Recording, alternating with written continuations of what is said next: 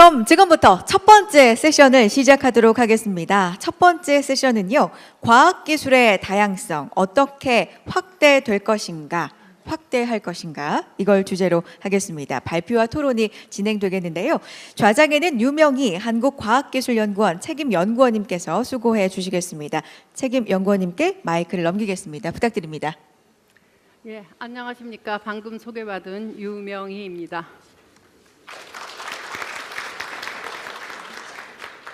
4차 산업혁명이라는 단어가 우리나라에서만 특별히 화제가 된다고 합니다. 특히 재작년, 작년에 엄청나게 많은 이슈가 있었는데 이에 따라서 4차 산업혁명이 진짜 있는 실체냐, 유령이 아니냐, 아니면 3차 산업혁명의 연장선상이 아니냐 이런 논란도 있지만 우리나라에서는 실체가 있는 것 같습니다. 우선 정부에 4차 산업혁명위원회가 있고 또 국회에서도 4차 산업혁명 특별위원회가 6개월 동안 활동을 마치고 며칠 전에 마감을 하면서 우리 국가의 전략을 발표한 바가 있습니다. 4차 산업혁명에 대한 정의는 의견이 분분하고 하지만 분명한 것은 우리 사회가 모바일 디바이스에 의해서 초연결되어 있고 또 인공지능과 빅데이터와 같은 디지털 기술의 발전으로 인해서 모든 것들이 자동화되고 있다는 되어가고 있다는 것이겠죠. 이러한 기술 발전에 힘입어 우리 사회가 다방면에서 개방이 되고 또 지식과 정보가 공유되는 방향으로 변하고 있다는 것에는 모두가 동의할 것 같습니다. 이에 따르는 변화 중에 하나가 정치 사회뿐만이 아니라 경제, 산업 등 사회 전반에 걸쳐서 구성 요소들의 체계가 수평적 구조로 전환되고 있고 또 여기에서 다양성이 또 다른 경쟁력의 원천으로 간주되고 있다는 것입니다. 과학기술 분야에서도 예외가 아니라고 생각합니다. 오늘 주제는 기초연구 분야에서 다양성에 관한 논의로서 세 분의 연사를 모시고 발표를 듣겠습니다. 제가 소개를 하면 그 앉은 자리에서 목인사로 답을 해주시면 되겠습니다. 오늘 첫 번째 연서로서는 광주과기원 노도영 교수님께서 개인 연구인가 집단 연구인가라는 다양성에 대해서 말씀해 주시겠습니다. 예, 두 번째 발표자는 아주대 의대 조혜성 교수님께서 어떻게 기초연구의 다양성을 증가시킬 것인가에 대해서 말씀해 주시겠습니다. 예, 세 번째 연사는 부산대학에 지금 근거를 두고 있는 IBS 연구단장 악셀 티머만 교수님께서 다양성과 역동성을 살리는 연구 환경에 대해서 기후변화 연구를 중심으로 발표해 주시겠습니다. 예, 세 분의 발표를 듣고 저희가 지정 토론자 두 분을 모시고 말씀을 듣겠는데 첫 번째 염한웅 국가과학기술자문위원회 부의장님께서 토론을 해주시겠습니다. 그리고 두 번째로 민경찬 연세대 수학교 교수님께서 지정 토론을 해주시겠습니다. 지정 토론이 끝나면 저희가 플로어에서 청중들의 질문이나 의견을 받겠는데 시간이 제한되어 있어서 이 모바일 디바이스로 저희가 질문이나 코멘트를 받으면 제가 정리를 해서 대신 질문하는 그런 형식으로 진행할까 합니다. 그 모바일 디바이스를 이용하는 방법은 프로그램 책자 7쪽에 자세히 적혀 있습니다. 그럼 곧바로 발표로 들어가겠는데요. 좌장의 역할 중에 중요한 것은 시간을 잘 매니지하는 것입니다. 그래서 연사분들께서는 20분 정도 내에 발표를 해주시고요. 토론자들께서는 5분 정도 내외에 발표를 해주시면 되겠습니다. 그럼 첫 번째 연사를 모시겠습니다. 광주과기원의 노도영 교수님이십니다. 박수로 환영해 주시기 바랍니다.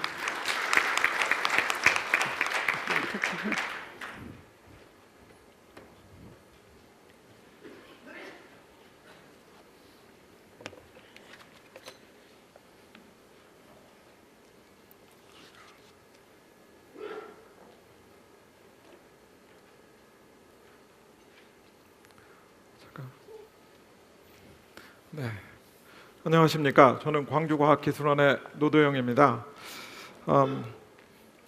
제가 오늘 처음 연사로 나서게 돼서 좀 당황스럽긴 한데요. 저희가 이제 국가 발전의 가장 기초가 되는 기초 연구를 수행함에 있어서 오늘 제가 집중적으로 말씀드리고자 하는 것은 어떻게 수행할 것인가. 특히 저희가 정부의 그 예산을 기초과학에 투자할 때 개인 연구하고 집단 연구 사이에 예산 분배나 이런 문제가 많이 있기 때문에 그런 문제에 대해서 뭐 정답을 드릴 수는 없겠지만 현황이나 이런 상황들을 좀 말씀드리고자 합니다. 그래서 제목을 보시면 제목의 아이디어를 살리는 개인 연구, 한계를 돌파하는 집단 연구, 이 특성을 가장 잘 나타낸 것 같은데요. 이런 제목으로 한번 말씀드려 보겠습니다. 제가 말씀드리고자 하는 그 순서는 제가 요거를 여기서 돌리나요?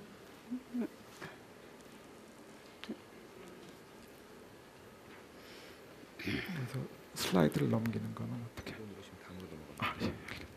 예, 감사합니다. 순서는 다음과 같습니다. 저희가 그 기초 연구의 필요성을 먼저 말씀드리고 개인 연구, 집단 연구, 공동 연구에 대한 것들을 좀 개괄적으로 좀 리뷰를 하고 그 다음에 저희가 국내에서 국가가 연구 개발에 투자하는 현황을 좀 살펴보고요. 거기에 대해서 시사점을 좀 말씀드리겠습니다. 저희가 많은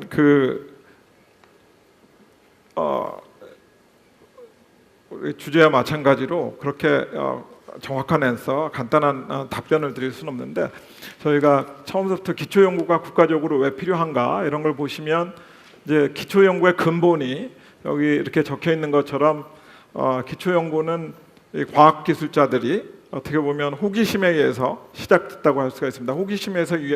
호기심에 기반을 두고 다양한 형태의 기초 연구를 수행하고 있는데 그것이 이제 우리가 지금 현재 진행하고 있는 모든 기초 연구의 기반이 된다고 할 수가 있습니다. 미국의 경우에서 이렇게 좀 찾아보면 미국에서는 이 greater knowledge, 그러니까 지식을 우리가 증대시키고 그리고 자연현상의 기본적인 현상을 이해하는 그런 행동을 기초 연구라고 정의를 하고 있고 또 거기에 이렇게 달려 있는 게 어떤 스페시픽 어플리케이션을 머리에 두지 않고 하는 연구다 이렇게 이제 정의를 좀 내리고 있습니다. 그래서 기초 연구의 가장 중요한 역할, 기초 연구의 목적이라고 하면 지식을 창출하는 게 되겠습니다. 반면에 이제 어플라이드 리서치는 이런 어떤 우리가 스페시픽 니드를 충족하고 또 그거를 우리가 달성하기 위해서 하는 연구 활동이라고 우리가 정의를 할 수가 있겠습니다. 저 기초 연구를 뭐 그렇게 정의를 하지만 저희 국내에서 정의하는 거나 현대적으로는 기초 연구 중에서도 어떤 특정한 목적을 달성하기 위한 그런 연구를 포함하는 경우가 있습니다. 그래서 저희가 봤을 때 순수 기초 연구는 아까 정의에서 말씀드린 대로 호기심에 의한 지식 창출의 목적을 두고 있지만 목적 기초 연구라는 개념을 도입해서 어떤 국가나 사회가 필요한 문제를 해결하기 위한 그런 연구를 포함하고 있는 경우도 많이 있습니다.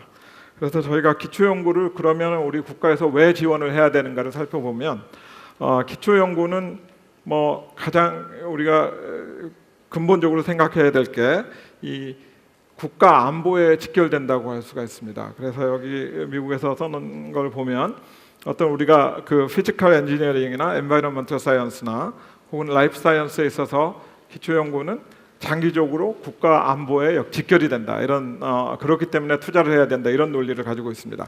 그래서 여기서 국가 안보라는 거는 우리가 뭐 국방 개념도 있지만 어떤 질병에 대한 국가를 프로텍트 한다든가 요즘 같이 환경적인 요인에 대한 국가를 프로텍트 한다든가 이랬을 때 기초 연구가 유효하다. 이런 의견이 있습니다. 그래서 기초 연구를 보면 또 다른 목적은 우리가 기술적 진보를 이루는 데 있어서 특히 장기적 관점에서 봤을 때 기술적 진보를 이루는 데 기초 연구가 필요하다. 이제 그런 것들이 아이덴티파이 되고 있습니다. 그래서 기초 연구는 장기적으로 국가 안보에 필요하고 또 길게 보면 페이오프가 굉장히 크고 그리고 기술적 발전 또 특히 최근에 굉장히 빠르게 발전하는 기술적 진보의 토대가 된다고 볼 수가 있습니다. 그래서 우리가 기초 연구를 또 결국은 왜 하느냐를 한 번 더 살펴보면 기초 연구는 어떤 발견에 의해서 시작이 되고 그것이 혁신을 가져오고 결국은 국가의 미래를 좌우하기 때문에 기초 연구는 국가의 미래를 위해서 필수적으로 추진해야 될 그런 연구다 이렇게 생각할 수가 있습니다. 이제 기초연구 수행 오늘의 본론이 되겠는데요. 기초연구의 수행을 하는 양식을 이렇게 이제 저희는 어떤 인디비주얼 리서치냐 혹은 그룹 리서치냐 이런 관점에서 오늘 살펴보기로 했는데요. 기초연구의 가장 근본은 개인 연구라고 많은 분들이 생각하고 있습니다. 그래서 개인이 한 사람의 호기심에 의해서 본인이 원하는 방식대로 자유롭게 아이디어를 발굴해놨고 그거를 증명하는 그러한 개인 연구에서 시작을 많이 하고요. 그 다음에 그런 개인 연구들이 수행되면서 서로 다른 연구자의 도움과 지식을 또 융합할 필요가 있고 또 자기의 기술을 쉐어하고 이름으로써 시너지를 이루면서 수행할 수 있는 그런 그러니까 연구의 어떤 효율성을 높이기 위한 방법으로 공동 연구를 추진하고 있습니다. 그래서 공동 연구를 집단 연구라고 많이 저희가 포함시키는데 사실은 공동 연구는 어떤 개인 연구들의 네트워크라고 이렇게 분석할 수도 있습니다. 그래서 이런 공동 연구, 네트워크드 리서치 방식이 이제 점점 늘어나고 있고요. 또 하나는 기초 연구지만 어떤 특정한 영역이나 특정한 고를 설정해 놓고 좀 중규모나 대규모의 리서치 그룹을 형성해서 PI가 있고 그 밑에 세부 그룹을 담당하는 또 세부 PI들이 있으면서 연구원들하고 같이 모여서 연구하는 어떤 조직을 가지고 연구하는 그런 연구 형태를 저희가 집단 연구라고 할 수 있습니다. 그래서 우리나라에서 보면 많은 출연 연구소에서 응용 연구를 하지만 출연 연구소에서 행하는 많은 연구 행위가 집단 연구 형식으로 지원되는 경우가 많이 있습니다. 그래서 저희가 이제 이 각각의 그 연구 방법에 대해서 장단점을 간단하게 살펴보면 개인 연구는 개인의 통찰력이나 결단력 또는 혁신성 등이 저희 과학 기술을 발전시키는데 중요한 역할을 해왔다는 것들은 저희가 익히 알고 있습니다. 그래서 이러한 것들을 장려할 수 있는 그런 커다란 장점이 있고요. 가장 중요한 건 연구 책임자의 자율성이 보장된다는 점입니다. 그래서 이러한 자율성에 기반해서 창의적인 아이디어를 개발할 수 있는 그런 근거가 되고 또 연구 책임자 입장에서는 본인의 호기심을 충족하기 때문에 가장 만족도가 높다고 할 수가 있고요. 특히 우리 그 국내에서 개인 연구가 굉장히 중요시 여기는 기반에는 저희 대학 구조가 있습니다. 저희 대학에서는 각 교수님들이 이렇게 PI 역할을 하면서 그 각 단위 실험실을 구성하는 약간의 미국식의 그런 대학 형태를 띠고 있기 때문에 대학 저희가 소규모 랩 연구 시스템에서는 개인 연구가 유효하고요. 또 거기서 대학원생들이나 학생들이 이 연구에 참여하면서 본인들이 연구자로 성장하는 그런 교육을 하는 데 있어서 굉장히 유용하다고 할 수가 있겠습니다. 그리고 연구 책임자 입장에서는 개인 연구가 본인의 능력을 프루브하기에 가장 적합하기 때문에 승진이라든가 테뉴어 심사에 있어서도 개인 연구가 굉장히 중요한 역할을 하고 있습니다. 단점으로 보면 이제 한 연구 책임자가 전적으로 책임을 져야 되는 그렇기 때문에 리스크 팩터가 좀 거기에 있고요. 그리고 이 좀 커다란 규모나 복잡하고 많은 사람들이 인벌브돼서 컴포넌트를 해야 되는 그런 광범위한 연구를 수행하는 데는 제한점이 있습니다. 그래서 이 연구를 지속적으로 발전시켜서 임팩트를 주기까지의 어려움이 있을 수가 있고요. 그런 이 한계점을 가지고 있기 때문에 이제 그런 단점에 기반해서 또 다른 방식인 집단 연구를 생각할 수가 있습니다. 그래서 집단 연구는 진짜로 커다란 굉장히 컴플렉스한 시스템을 우리가 연구하려고 그럴 때 한 개인이 모든 부분을 할 수 없기 때문에 그런 프로젝트를 수행하기 위해서는 집단 연구가 유효하고요. 특히 오늘 아침에도 여러 가지 그 우주 관련돼서 저희가 스페이스에 크래프트를 보낸다든가 혹은 옛날 맨하탄 프로젝트처럼 커다란 이런 대형 연구에 있어서는 개인이 할 수 없는 영역입니다. 그래서 집단적으로 그걸 어프로치를 해야 되기 때문에 이 대규모 연구 프로젝트를 수주하고 연구 그룹을 형성해서 추진하는 것이 이제 집단 연구라고 할 수가 있겠습니다. 집단 연구가 가지고 있는 장점은 일단 지식, 우리 각 개인이 갖고 있는 지식 혹은 통찰력이 이렇게 서로 이렇게 교류를 하면서 상호 보완적으로 작용할 수가 있고 이제 그 연구 방법도 서로가 교류할 수가 있습니다. 그래서 연구 방법을 체계화시켜서 같이 사용할 수가 있고 그러면서 새로운 지식을 창출하는데 굉장히 유용합니다. 그러니까 지식이 처음에 새로운 아이디어가 있었을 때 이 아이디어가 확산되는 데 있어서는 집단 연구가 유효하다고 볼 수가 있습니다. 그래서 저희가 집단 연구를 하면 연구 성과를 내는데 더 효율적이다. 이게 이제 뭐 일반적인 상식이고 저희가 생각을 해봐도 뭐 아이디어를 모아서 같이 하면 효율적일 것 같은데 저희 그 약한 현실에 있어서는 개인 연구의 썸보다 효율이 아니다 이런 뭐 통계도 있기 때문에 그거에 대해서는 이 원칙 이론적인 생각하고 현실에서 조금 다르게 나타나는 경우도 있다고 생각이 됩니다. 그래서 이 연구 프로젝트의 어떤 고를 달성하기 위해서 많은 리소스를 사용할 수가 있고 다양한 방법론을 사용할 수가 있기 때문에 그런 장점이 돼서 이 장기적으로 어떤 연구를 해야 된다 이런 경우에는 집단 연구가 유효할 수가 있겠습니다. 단점으로서는 이제 집단 연구에 참여하는 개인들의 창의성이 아무래도 발현되기가 좀 어렵고요. 진짜로 그 고급 두뇌가 고급 테크니션 역할을 하는 경우가 종종 있습니다. 그래서 그런 단점이 있고 이제 통계적으로 봤을 때 어떤 일정한 분야에서는 그룹의 규모가 어느 정도 커지면 연구 성과가 늘어나지 않는 그러니까 연구 성과가 그룹의 규모에 따라서 커지다 세츄레이션 되는 그런 경우도 있습니다. 그래서 그룹의 규모를 키웠다고 해서 연구 성과가 많이 나오지는 않는다. 그래서 그런 경우는 투자 대비 성과가 높지 않다. 뭐 이런 생각을 할 수가 있습니다. 국내 기초 연구 사업의 구조를 보면 저희가 이게 이제 저희 그 과학기술정보통신부나 혹은 재단에서 이렇게 분리하고 있는 그런 상황인데요. 크게 보시면 개인 연구 축이 있고요.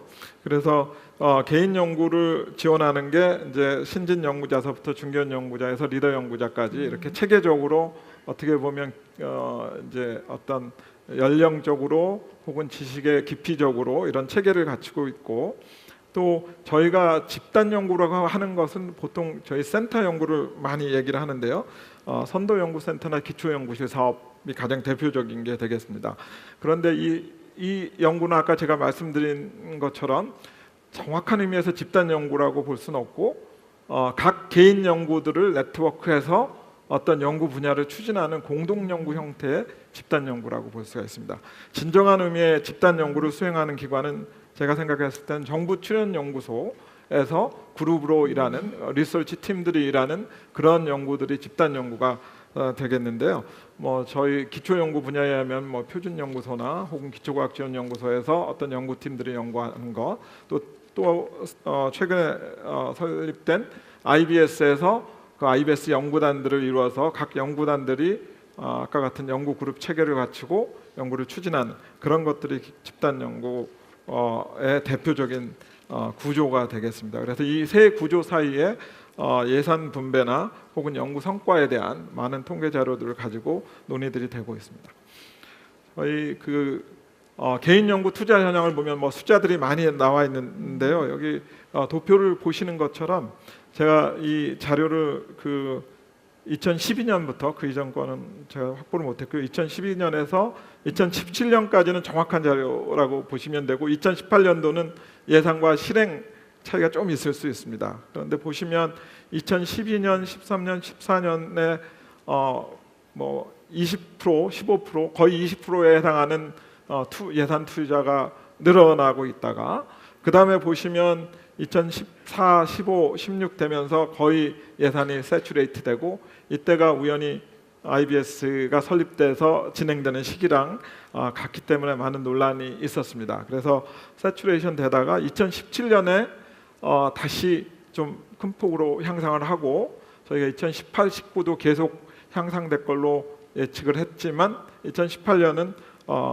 예상만큼은 그렇게 늘어나지는 않은 걸로 자료가 나와 있습니다. 그래서 개인 연구는 저희 국가나 정부에서도 기초 연구의 가장 중요한 핵심 요소라고 생각을 해서 전반적으로 예산 투여를 늘려가는 게 전부 맞다는 인식이 공유되고 있고요. 연도별로 차이는 많이 나지만 그런 기조가 유지되고 있다고 볼 수가 있습니다. 반면에 이제 그 집단 연구, 또 집단 공동 연구, 센터 연구를 말씀드리면 이제 기초 연구실이나 선도 연구센터 사업이 2012년서부터 거의 16년, 17년까지 거의 정체 예산 투여가 정체되어 있다는 걸 볼 수가 있고요.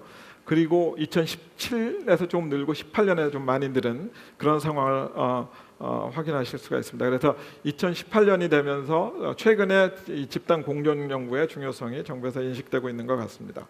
저희가 개인 연구하고 집단 연구, 뭐 이걸 진짜 전체 액수는 연구자들의 수가 다르고 그렇기 때문에 비교하기가 힘들지만 집단 연구가 한 15%에서 20% 사이 개인 연구 대비 그 정도의 예산을 사용하고 있는 것으로 알 수가 있습니다. 이제 그 집단 연구의 기초과학에 있어서 집단 연구의 대표적인 기관이 IBS이기 때문에 IBS 투자 현황 중에서 제가 이 개인 연구 투자나 집단 연구 투자에 비교하기 위해서는 그 다른 예산은 다 빼고 연구단 운영비, 그러니까 기초과학 연구단의 연구단 운영비 예산을 이렇게 쭉 봤는데 그 연구단 운영비가 2013년에 1,300억 정도, 그러니까 2012년에 시작되면서 처음에 이렇게 늘어났는데 그 다음으로는 거의 약간 변화가 크지 않고 들쭉날쭉한 걸 볼 수가 있고요. 2018년 예산은 요게 2017년까지는 제가 결산을 본 거 2018년 예산을 본 거기 때문에 정확하지 않을 수가 있습니다. 그래서 2017년까지 예산을 보면 이렇게 어떤 우리가 기관을 설립해서 투자가 시작되면 적어도 이렇게 꾸준히 늘어날 걸 생각했는데 그렇지 않은 경향은 있습니다. 그런데 이제 전체적인 규모로 보면 이 집단 연구 SRC 기초연구실 사업에 투자하는 예산과 기초과학연구원 연구단에 투자하는 예산이 거의 비슷한 거를 저희가 확인하실 수가 있습니다. 그래서 저희 기초과학 하는 사람들의 입장에서는 이제 어떤 예산이나 사업이 적어도 꾸준하게 증가하는 그런 상황이 바람직하긴 한데 현실은 정부 예산 상황에 물려서 많이 다양하게 변화하고 있습니다.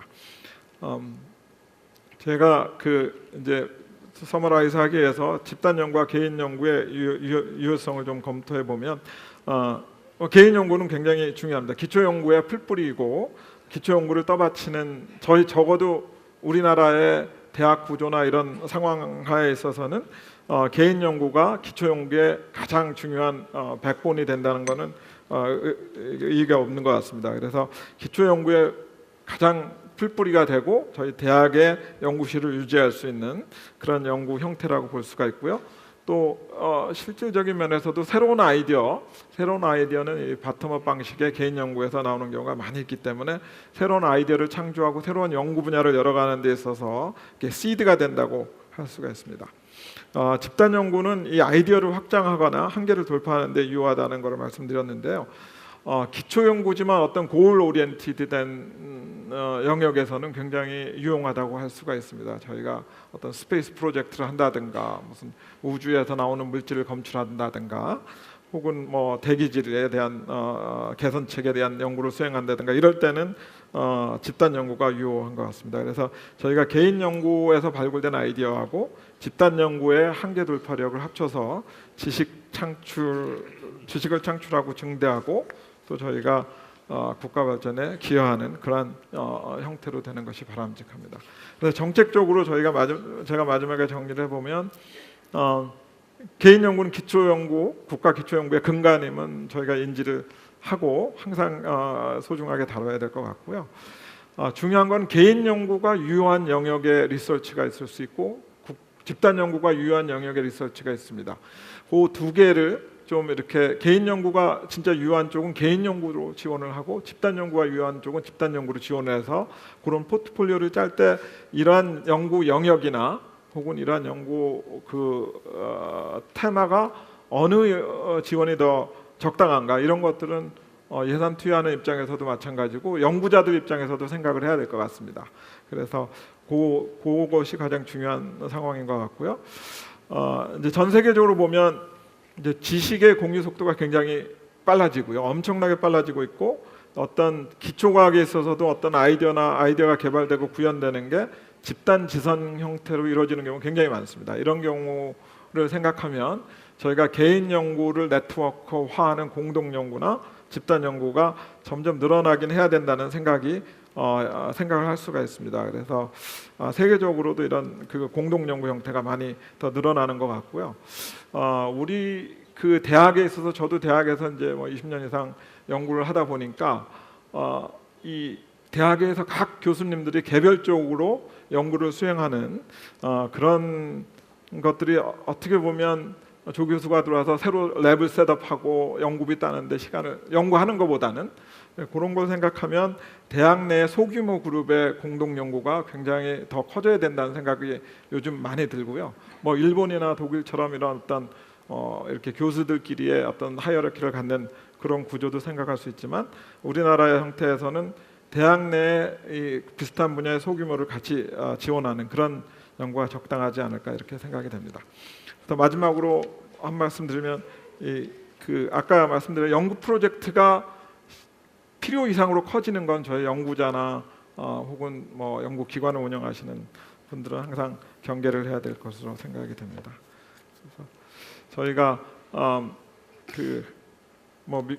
이런 미국의 명왕성 탐사 프로젝트 같이 어떤 장기적으로 진짜 많은 예산을 투여해서 할 수 있는 이런 연구도 있고 또 진짜 개인 랩에서 해야 되는 연구도 있고 그렇기 때문에 그것들의 밸런스를 갖추는 게 중요하다고 생각이 됩니다. 네, 예, 감사합니다. 감사합니다. 예, 시간을 맞춰주셔서 감사합니다. 예, 곧바로 이어서 조혜성 교수님의 발표를 듣겠습니다. 조혜성 교수님은 과학기술혁신본부 연구제도 혁신기획단에서 활동하시기도 합니다. 안녕하세요. 오늘 제가 기초연구의 다양성 어떻게 확대할 것인가 하는 주제를 받고요. 제가 준비한 방식은 우선 정부 R&D에서 기초연구 현황의 투자와 위치 그리고 문제점은 무엇인가를 생각해 보았습니다. 그리고 두 번째 주제로서는 다양성과 창의성을 반영한 과학 정책의 구현이 필요할 것 같다 이런 생각을 하게 되었고요. 세 번째로는 작지만 또 큰 그런 의미에서 R&D 혁신 방안 두 가지를 제안하고자 합니다. 자, 정부와 언론에서 제가 최근 2, 3년 동안 들었던 그러한 일들은요. 우리나라 GDP 대비 어떤 R&D 투자는 투자 비중은 세계에서 1, 2이다. OECD 국가 중에서 1, 2이다. 그리고 기초연구 비중은 40%를 목표로 하고 있고 2017년도에 2에 도달했다라고 발표하고 있습니다. 우리나라는 어떤 과학기술이 산업적 고도 성장에 기여를 해왔습니다. 인정할 만하고요. 이러한 흐름 하에서 우리나라의 어떤 과학은 항상 어떤 성장과 연관이 되어 있고 최근 10년에도 보게 되면은 각 정부에서 슬로건으로 내는 걸 보게 되면은 녹색 성장, 창조 경제 그리고 4차 산업혁명입니다. 이러한 모든 거에서 성장을 위해서 기초연구가 필요하다라고 이야기하고 있습니다. 그런데 OECD 보고서에 따르면 실제로 우리나라의 R&D 투자 방향은 경제 발전이 주요합니다. 경제 발전이 굉장히 치우쳐 있고 이런 다른 OECD 국가하고는 좀 대비되는 그런 상황입니다. 미국을 보게 되면은 보건 환경에 치우쳐 있고요.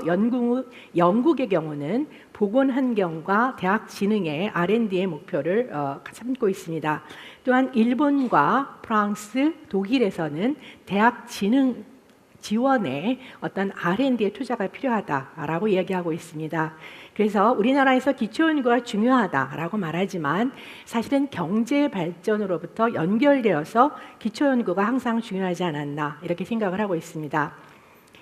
자, 아까 말씀드린 것처럼 기초연구 비중이 40%다라고 얘기를 했는데요. 사실 정부 개발 연구비가 약 19조가 됩니다. 그래서 2015년 자료를 보게 되면은 18.9조 중에서 지금 모든 대학에 있는 교수들이 자유롭게 자기 연구 주제를 가지고 신청할 수 있는 자유공모형 기초연구비는 1.1조에 달합니다.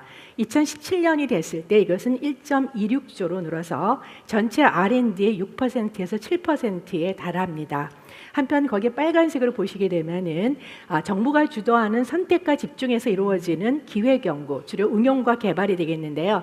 5.7조로서 이거는 5배 이상이 됩니다. 이거는 기초연구의 다양성과 창의성을 방해하는, 저해하는 요인이라고 저는 생각합니다. 그래서 연구 현장에서 대학 교수들이 기초연구를 수행할 때 어려움을 겪었고요. 지난 2, 3년간 기초연구를 확대해달라 하는 여러 가지 소리가 있었습니다.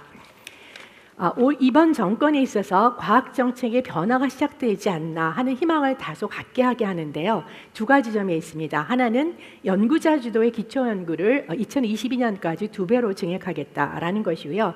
두 번째, 제가 주목했던 점은 R&D 예비 타당성 조사의 기준이 2018년 1월에 변형된다라는 보고가 있었습니다. 이제까지는 R&D 예비 타당성에서 세 가지로 획일적으로 적용되고 있던 것이 이제부터는 기초연구와 응용연구가 구분되고요. 기초연구에 있어서 기술이 아니라 과학기술로 변형이 되고 경제 타당성이 조금 더 완화됩니다. 그래서 기초연구가 조금 살아나기 때문에 굉장히 고무적인 현상이다라고 저는 생각을 하고 있습니다. 그렇다면 다른 나라는 어떻게 되어 있나를 한번 비교를 해보겠습니다. 여기에 있어서 저는 이제는 우리나라에서 기초연구가 기초연구 자체로서 인정되는 문화가 되어야 되겠다라고 생각을 합니다. 우리가 현재 과학 정책에 있어서 혁신기술 경제발전 노벨상을 항상 얘기를 하는데요. 그거는 창의적 기초연구의 산물이지 목표가 아닙니다. 자, 이게 지금 우리가 2018년도에 와 있는데요. 1918년 100년 전에 과학 강국인 영국에서 할데인 원칙이 세워졌습니다. 할데인 원칙에서는 일반적인 연구자의 연구는 어떤 정책적인 압력으로부터 자유로워야 된다. 그리고 이러한 정신이 지난 100년간 영국의 과학 정치의 철학이 되고 있습니다. 미국에서는요, 2차 세계대전 이후에 루즈벨트 대통령 당시에 백악관의 과학 정책 수장인 닥터 부시가 여전히 과학은 이렇게 엔들리스 프론티어고 결국은 과학자에게는 스스로 생각할 수 있는 자유를 줘야 한다라고 이야기하고 있습니다. 그래서 이거는 벌써 70년간 이런 것들이 다소의 변동은 있지만 계속되고 있고요. 최근 들어서 캐나다의 그 과학장관인 컬시 덩칸은 사실은 위험한 어떤 그 지구 환경이 변화하고 이런 것들이 굉장히 위험하다. 그런데 이런 과학자의 발표를 이렇게 제안했습니다. 정부가 그거에 대해서 반대하면서 과학자는 자유롭게 생각해야 된다. 그것이 인류 발전과 함께 간다라고 얘기하고 있습니다. 그래서 강조하지만 100년이 영국보다 100년이 지난 지금 여기에서 우리나라는 기초연구 자체가 중요하다. 그것이 우리나라의 경제발전 노벨상 혁신 기술을 갖게 하는 그러한 것의 그 원인이 될 거다라고 저는 생각을 합니다. 자, 만약에 기초연구의 어떤 그런 그 정책이 기초연구에 대한 인정이 사회적으로 합의가 된다면 두 번째 제가 생각하는 거는 과학과 기술의 특성을 구분한 R&D 정책이 필요하다 이렇게 생각을 하고 있습니다. 자, 우리나라는 과학 기술의 복합 단어로 쓰여지고 있습니다. 과학과 기술은 다릅니다. 그래서 여기에서 지금 한 과학자의 말씀을 들어보면은 과학과 기술의 특성과 목표 그리고 성과 평가가 크게 다른데도 우리나라 과학 정책에서는 혼용되고 있기 때문에 그래서 정부 R&D의 효율이 낮다라고 얘기하고 있습니다. 저 여기에 굉장히 동의합니다. 과학은 기초 연구로서 창의성과 다양성이 기반이 돼야 되고요. 기술은 현재까지 정확한 목표를 가지고 선택과 집중을 통해서 이루어져야 합니다. 그리고 과학에서는 여러 가지 특성과 철학이 있는데요. 과학은 less predictable, 그래서 predictable, 그래서 예측할 수 없습니다. 우리가 예측할 수 없는 거를 선택과 집중을 할 수 없습니다. 그러나 예측할 수 없으면 혁신적일 수 있습니다. 그래서 이러한 정책에 있어서 두 가지가 구분돼서 반영돼야 된다고 생각합니다. 자, 그렇다면은 지금 과학 정책에 있어서 제가 다양성과 창의성을 얘기를 하고 있는데요. 그것 외에도 도전성, 혁신성, 그 다음에 이번 정부에서 얘기하는 하이 리스크, 하이 리턴에 대한 단어들이 나오고 있습니다. 우리는 과연 다양성과 창의성을 제대로 이해하고 있는가? 다양성과 창의성을 제대로 과학 정책에 적용하고 있는가에 대해서 생각해 보겠습니다. 자, 다양성은 사전적 정의를 보면은 모양, 빛깔, 형태 따위가 여러 가지로 많은 특성이 되고 우리가 쉽게 이해할 수 있는 것으로서 생물 다양성이 있겠습니다.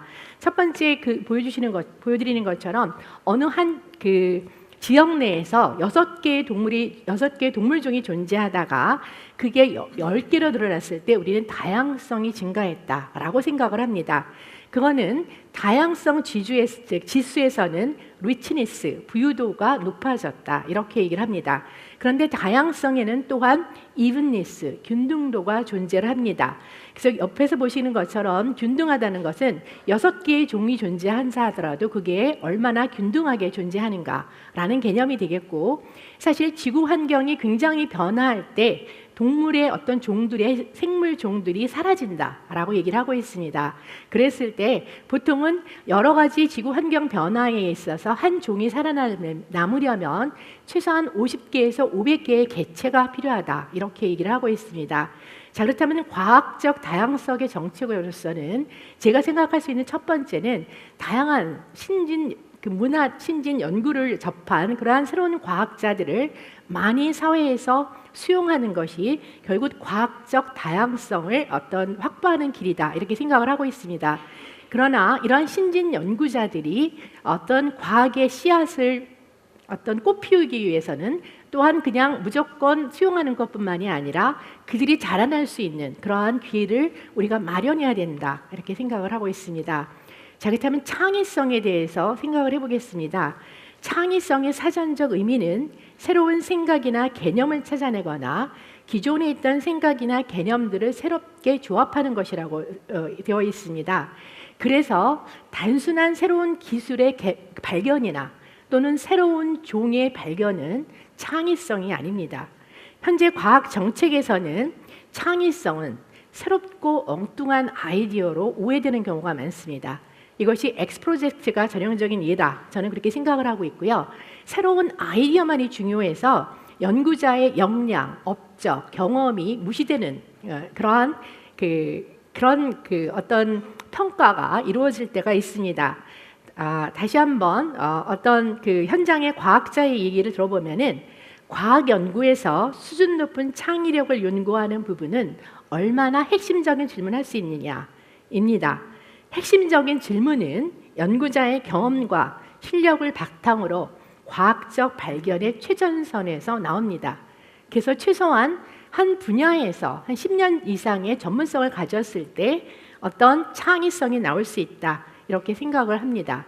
자, 이거는 우리가 지금 2018년도에 다시 한국에서 얘기해야 되지만 사실은 세계적으로는 이미 많이 사전에 나올 만큼 알려진 정의입니다.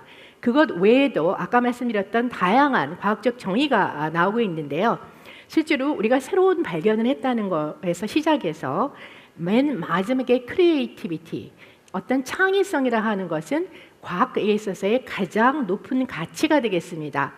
하이 프로파일 저널이라고 표현했는데요. 세계적으로 인정받는 국제적 잡지에서 가장 중요하게 생각하는 것은 여기에서 보여드린 것처럼 브로드 컨셉추얼 브레이크스루나 어드밴스가 되겠습니다. 어떤 국한된 분야가 아니라 넓은 분야에서 어떤 사실이 어떤 하나의 발견이 아니라 개념의 돌파구나 진보가 있는 것이 창의성이다. 우리 어떤 이러한 정의들이 우리 과학 정책에 반영이 되어야 될 거라고 생각을 합니다. 저는 여기에서 연구자들한테, 과학자들한테 자유롭게 생각할 수 있는 그러한 권리를 달라라고 말씀드리고 있습니다. 결국 자율적, 창의적, 그러면 거기에 대해서 지금 경제에 대해서 관심을 갖고 계신 분들은 혹시 이것이 굉장히 문제가 되지 않을까 이렇게 생각을 하시는데요. 비록 우리가 기초연구 사업이 전체 R&D의 6%에 불과하다 하더라도 현재 어떤 기초연구 사업을 통해서 나오는 업적은 SCI 논문 비중이 38%, 그 다음에 상위 논문, JCR 상위 10%가 30%로 사실은 어려운 환경 속에서 자기 자율적인 연구를 하는 기초연구자들은 열심히 하고 있다고 생각이 듭니다. 자, 그렇다면은 다음으로 우리가 이렇게 창의성과 다양성이 중요한데 현재 기초연구 사업에서는 창의성과 다양성을 어떻게 반영하고 있는가? 그래서 다양성과 창의성의 관점에서 바라보겠습니다. 다양성은 아까 말씀드린 대로 소액 규모의 연구비를 지원하면서 주로 신진 연구자들이 갖게 되고요. 창의성은 소위 중견 이상의 어떤 리더 연구자들에게 주어지는 연구비가 되겠습니다. 2016년도에 기초연구 사업을 보게 되면은 11,000개의 과제가 지원이 됐습니다. 11,000개의 과제 중에서 지금 처음에 6,000개, 1년에 5천만 원 이하의 과제가 6,500개고요. 그 다음에 연 1.5억 이하의 과제가 3,500개라서 전체의 10,000개 이상이 연 1.5억 이하에 주어졌고요. 그 다음에 중견 연구 과제는 보통 1년에 1.5억을 저희가 받을 수가 있는데 이런 과제는 총 700개밖에 안 됩니다. 그래서 11,000개 중에서 6.7%만이 소위 중견 연구자한테 지원이 되고 있고요. 이거는 굉장히 중견 연구자의 창의성을 저해하는 것이다라고 저는 판단을 하고 있습니다. 그렇다면은 미국의 NIH나 NSF를 보게 되면요, 단일 과제당 여기선 그랜트라고 표현을 합니다. 사업이 아닙니다. 그랜트인 경우는 연 18만 불, 그 다음에 NIH의 경우는 50만 불을 지원하고 있습니다. 그래서 이러한 과제가 R1의 경우인데요. 결국은 훨씬 더 많은 돈들이, 적절한 돈들이 기초연구를 위해서, 기초연구자들을 위해서 지원되고 있다라고 말씀을 드립니다. 자, 그렇다면 이러한 어떤 그 진단하에서 제가 주장하는 선도형 R&D 혁신 방안은 크게 두 가지입니다. 자유로운 경쟁을 통한 다양성 확대가 첫 번째고요. 두 번째는 건전한 경쟁 유도를 위한 창의성 확대가 두 번째입니다. 자, 자유로운 경쟁을 통해서 다양성을 확대하라라는 것은 기초연구뿐만이 아니라 우리나라의 R&D는 기획연구 사업에 들어가 있다라고 말씀을 드리는데요. 기획연구 사업의 성공률은, 과제 성공률은 95 내지 98%가 되겠습니다. 그래서 왼쪽에서 보여드리는 게 저희가 창의 원천 사업을 하나 분석을 한 결과가 되겠는데요. 이 원천 사업은 이렇게 과기부에서 주관하는 기획 사업이 되겠습니다. 창의 원천 사업에서 나오는 비교적 잘하는 건데도 성과를 보게 되면은 여기에서도 논문과 SCI 논문과 국제 특허를 비교를 했을 때 저 오른쪽에 있는 기초연구 사업에 훨씬 못 미칩니다. 자, 기초연구 사업의 어떤 그 특허와 또는 업적에 못 미치고요. 자, 그렇다면 우리나라 전체적으로 어떤 R&D를 비교를 했을 때 오른쪽에서는 우리나라가 19조 중에서 13조 정도가 어떤 자료가 가능했기 때문에 70% 정도를 분석한 것이 되겠는데, 뭐로 나눴냐면 자유공모, 국가가 지정해주는 어떤 주제, 그 다음에 자유공모형의 주제로 이렇게 두 개로 나눠서 분석을 했습니다. 참고로 현재 우리나라의 R&D는 13개 부처에 분산되어 있고요. 그 다음에 그거를 관리하는 기관은 한 부처에 1개 이상이 되어 있습니다. 그래서 제가 말씀드리는 거는 여기에서 지정 공모로 되어 있는 거를 뭔가 그것이 어떤 목표를 가졌건 아니건 자유로운 경쟁을 통해서 이거를 하게 할 때 훨씬 더 효율적이다. 자유로운 경쟁을 통해서 다양성을 확대하는 것이 좋지 않겠나, 저는 그렇게 제안을 합니다. 두 번째는 어떤 선도형 R&D 혁신 방안의 핵심 요소는 건전한 경쟁 유도를 통해서 창의성을 확대해야 된다, 이렇게 생각을 하고 있습니다. 제가 보여드리는 것에 여기에서는 선정률을 보여드리고 있습니다. 현재 기초연구 사업은 교육부와 과기부로 나누어서 이루어지고 있는데요. 교육부에서는 주로 신진연구자, 기반 연구를 지원하고 있습니다. 교육부의 현재 연구비의 선정률을 보게 되면은 60%에서 80%입니다. 그리고요, 그 다음에 과기부에서 지원하는 기초연구 사업을 보게 되면은 한 가지만 말씀드리면은 여기 중견연구나 리더 연구가 주로 어떤 그 창의성을 우리가 보장할 수 있는 그러한 연구라고 생각되는데, 아주 그 리더 연구를 보게 되면 현재 전 분야에 걸쳐서 80개 개수가 제한되어 있고요. 그 다음에 선정률이 2016년에 5.3, 2017년에 7.1%입니다. 100사람 중에 6사람 내지 7사람만이 가져갑니다. 다 우수한 과학사입니다. 제가 이 리더 연구 심사할 때 가장 어렵습니다. 저 많은 사람들이 연구비를 못한다는 게 굉장히 안타깝습니다. 자, 현재 외국에서는 어떤 식의 선정률을 가지고 있냐면요, 매해 18 내지 25%의 선정률을 유지합니다.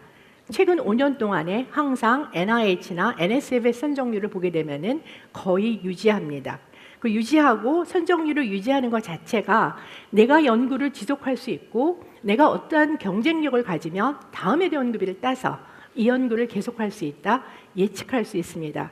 우리는 어떤 기초연구 사업뿐만이 아니라 다른 기획 사업에 있어서도 선정률이 매해 다르고요. 사업마다 매해 다릅니다.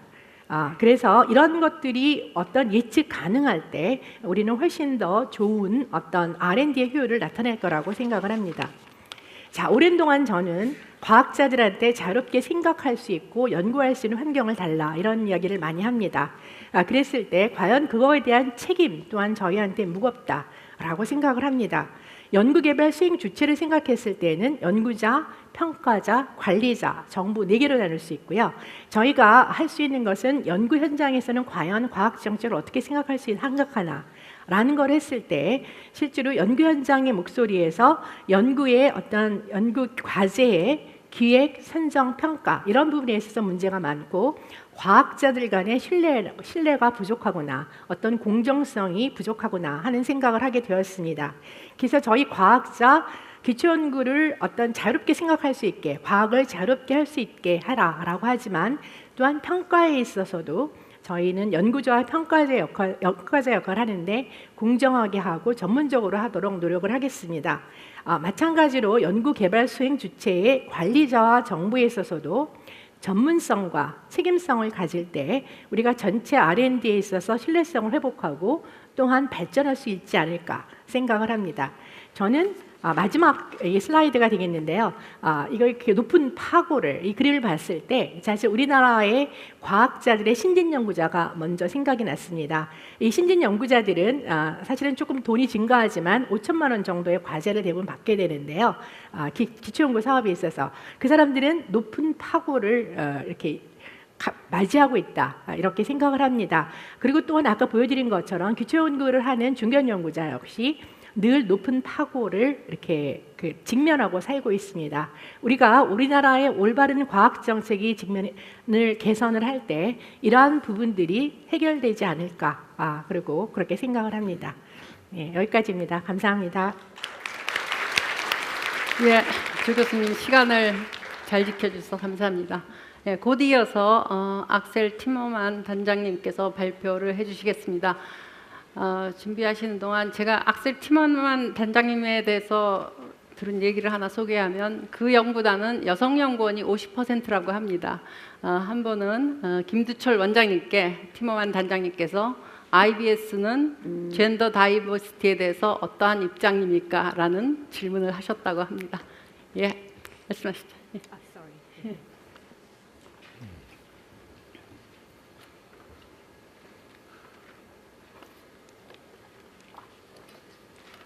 Ladies and gentlemen, good morning. It is a great pleasure and also honor, privilege to be here and share with you some ideas on strong Korea. First, let me take the opportunity to thank the organizers for inviting me. And the title of my talk is Decarbonizing Our Planet, an opportunity for actionable science in South Korea. However, before I start talking about actionable science and decarbonization, let me just say a few words about myself and my journey from Germany to the United States to Korea. I joined the Korean scientific community on January 2017 as the director of the IBS Center for Climate Physics at Busan National University. And I'm a proud member of the family of IBS centers in Korea, following the principles of excellence, autonomy, creativity, and openness. Directors can pursue science in an internationally competitive research environment. IBS' mission is to advance basic science, to advance the frontiers of knowledge, train the next generation of scientific leaders, and make discoveries for humanity and society. Why did I decide to leave cozy Hawaii with beautiful weather, where I worked for 12 years as a professor, and go to South Korea to start a new IBS center? There are only a few places in our world where scientists are given the opportunity to build up their own research institute from scratch. This was clearly one of the most attractive factors for my decision to move to Korea. And furthermore, IBS is an organization that emphasizes quality, not quantity of publications. Elsewhere in the world, the pressure to publish a large number of publications has led to the phenomenon called incremental science. This has stifled research progress in many countries. IBS provides a unique safe haven for scientists to work on fundamental research questions and high-risk, high-reward research. It is a unique place worldwide, and personally, moving to Korea for me has been an incredible experience. I enjoy the interaction with my colleagues, with my scientists, their dedication, their motivation, can-do mentality, and creativity. I found the overall research environment in Korea extremely stimulating. The mission of our new IBS Center for Climate Physics is to enhance the understanding of natural climate variability and man-made climate change, and to improve the ability to predict climate impacts on the hydrological cycle, ice sheets, sea level, and regional processes. Currently, our center has 36 members, and our research focuses on past, present, and future climate change, ice sheet instabilities and sea level rise, and ocean acidification. Ocean acidification refers to the fact that about 30% of the CO2 emissions, man-made CO2 emissions, will end up in the ocean. There, they create a reaction, chemical reaction with seawater, which leads to a reduction of calcification rates. This in turn dramatically impacts calcifying organisms such as corals, shells, crustaceans, with ripple effects for the entire marine ecosystem. To be able to predict future climate change, sea level rise, and ocean acidification with higher fidelity and accuracy, climate researchers need supercomputers.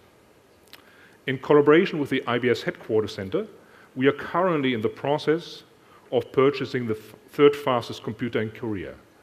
This new machine will enable us to conduct cutting-edge research and improve short-term and long-term climate predictions and projections. Let me just say a few words about our research portfolio currently. Scientists in our center work on past, present, and future rainfall changes, on the El Niño Southern Oscillation phenomenon, mega droughts, forest fires, ice sheet instabilities and sea level, as I mentioned before, ice ages, ocean currents, tornadoes, land-ocean carbon cycling, regional climate change, and atmospheric processes. So it's a rich research portfolio of a typical Earth system center. Let's talk now about actionable science. There is perhaps no official definition yet, but for me the key objective of actionable science is to develop applications and generate new insights and formulate new policies that will be beneficial for society, governments, non-governmental stakeholders. Actionable science oftentimes starts as curiosity-driven basic science, and it can lead to major paradigm shifts in policy and in society. Actionable science is not necessarily technologically or industry-driven, but it can have considerable impacts that can be felt in many sectors of society, including the industry. A good example for actionable science actually comes out of my own research community. Under the auspices of the Intergovernmental Panel on Climate Change, short IPCC, which is administered by the United Nations Environmental Programme and the World Meteorological Organization, my community has provided key basic science information on the causes of climate change and its connection to our own greenhouse gas emissions. This information is compiled by leading scientists every 6 years. The fourth assessment report of the IPCC had a fundamental impact on our understanding of man-made climate change. As a result, the IPCC was awarded the Nobel Peace Prize in 2007, not a science prize, but the Peace Prize. The 2013 fifth assessment report, which I had the privilege to contribute to, provided the scientific backbone for the negotiations that led to the milestone 2015-2016 Paris Agreement. In this agreement, more than 150 countries, including Korea, pledged to keep global temperatures below 2 degrees Celsius relative to pre-industrial times. It is fair to say that our basic science community has led to major policy and paradigm shifts in society and humanity. As a result of this Paris Agreement, we will enter a new era of energy resource usage. This will be the era of decarbonization. I may be preaching to the choir here, but let me just remind ourselves of some of the key facts of the IPCC assessments.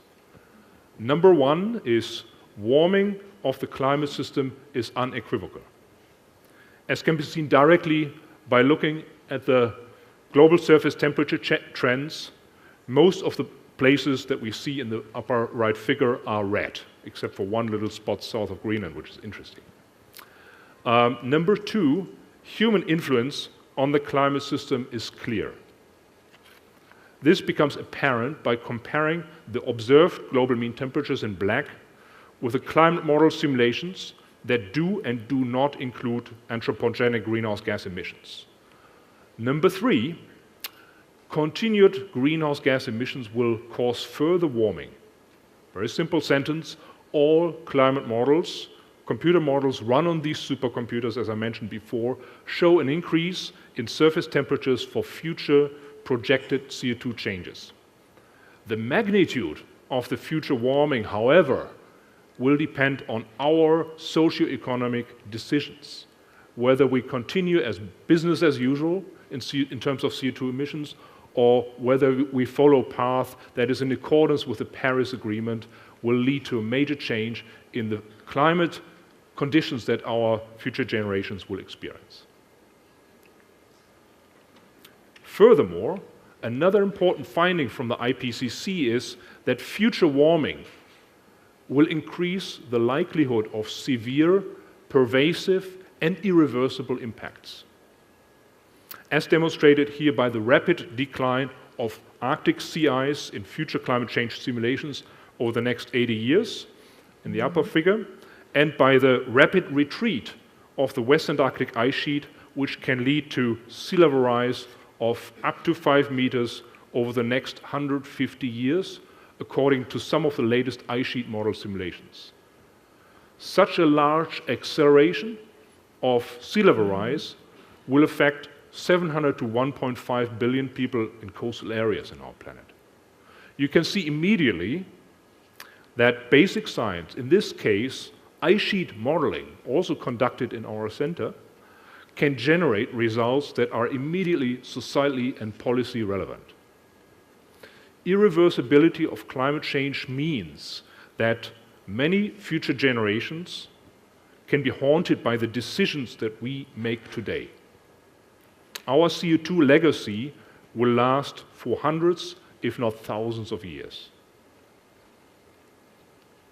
To stay well below the 2 degrees Celsius target of the Paris Agreement, mankind can still emit 100 billion tons of carbon, which means that if we don't act soon, within the next 17 years, the 2 degrees Celsius target of Paris will be lost.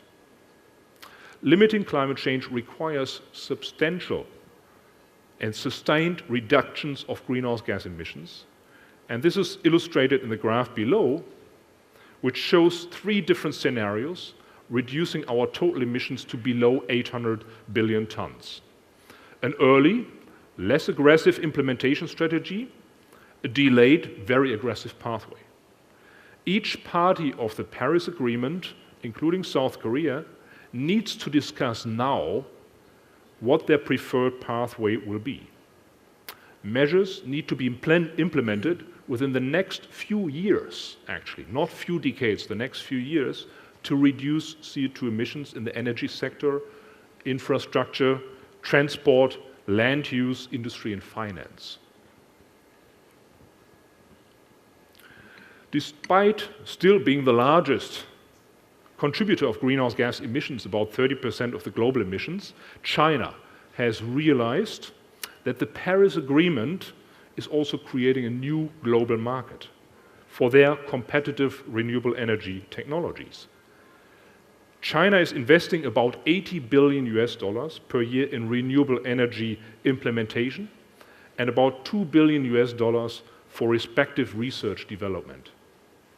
As a result of this effort, the global costs for solar panels have dropped by 70%, which makes solar energy an economically viable and competitive resource. China is on the way of becoming the monopoly for green technologies. Probably it's time to catch up for other countries. Decarbonizing our planet is not only an engineering problem. It is also scientific, political, as well as societal challenge. It requires us to change our behavior. Decarbonization requires an approach where basic science becomes actionable science. It is science that is employed for the benefit of society and mankind. Governments can provide incentives to society and industry to reduce fossil fuel emissions and engage in the development of green technologies. They can also request policy changes. So let's talk about some of the positive, I don't know, something disappeared here. Oh, I pressed the wrong button. Oh dear. Okay, here we go. Let's talk about some of the positive side effects of decarbonization. Being at the helm of this rapidly growing industry like China clearly opens new economic opportunities. Cutting down on fossil fuel emissions will also lead to a reduction in air pollution, misemonji, very important in Korea, reduce fossil fuel dependence, and reduce climate damage costs. Going green means improving the quality of life of millions of people. One of the last thoughts here is attending a symposium called Strong Korea. I'm wondering, what does Korea really need to become a global leader in science and technology and to maintain its status for decades to come? The answer is obvious: a creative, well-educated, and a diverse workforce and a diverse group of leaders. Is Korea's workforce really diverse? The answer is no. According to the International Gender Gap Index from 2016, Korea is even behind Japan in terms of gender equality. Position 116 is nothing to be proud of. Empowering women will increase Korea's productivity, innovation, and creativity. It is time to implement more explicit and also aggressive gender policies and measures to improve work-life balance for women, in particular women scientists with families. This will gradually help increase the representation of women in leadership positions in science, economy, and in the public sector and politics. This is where I see one of the strengths of a future Korea. After taking you onto a short and wild journey into actionable science, the Intergovernmental Panel on Climate Change, the Paris Agreement, the value of decarbonization, and gender equality in Korea, let me return back to science.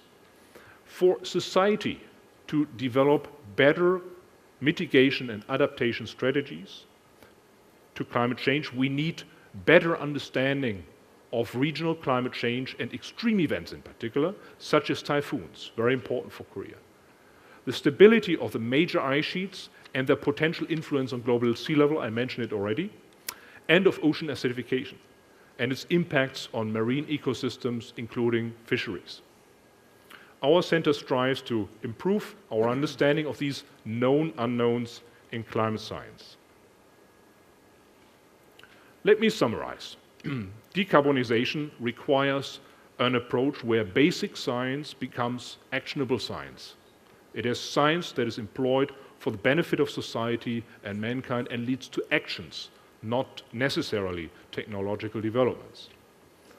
I very much hope that South Korea can become a key player in the worldwide effort to mitigate climate change and air pollution through increasing our knowledge, first, on the regional impacts of climate change and ocean acidification, through adopting more aggressive emission policies, and through developing affordable renewable energy technologies. The Green Revolution was mentioned. Korea needs to reverse its CO2 emission trend. This is a real revolution, changing the direction, the sign of a trend, not continuing along the trend of digitalization. This is not a revolution. Revolution is a change in the trend. That's what's needed right now to actually fulfill the requirements of the Paris Accord. I very much feel honored to be a member of the IBS family, whose motto is making discoveries for humanity and society. As IBS, as well as many other governmental and academic institutions in South Korea, can play an important role in contributing to the growth of actionable science and in making our world a better place through decarbonization. Thank you very much for your attention. 예, 감사합니다. 기초 연구가 사회에 기여하는데 상업적인 유용성뿐만이 아니라 또 공익적인 유용성을 강조해 주시고 그것을 액셔너블 사이언스라고 그렇게 말씀하셨습니다.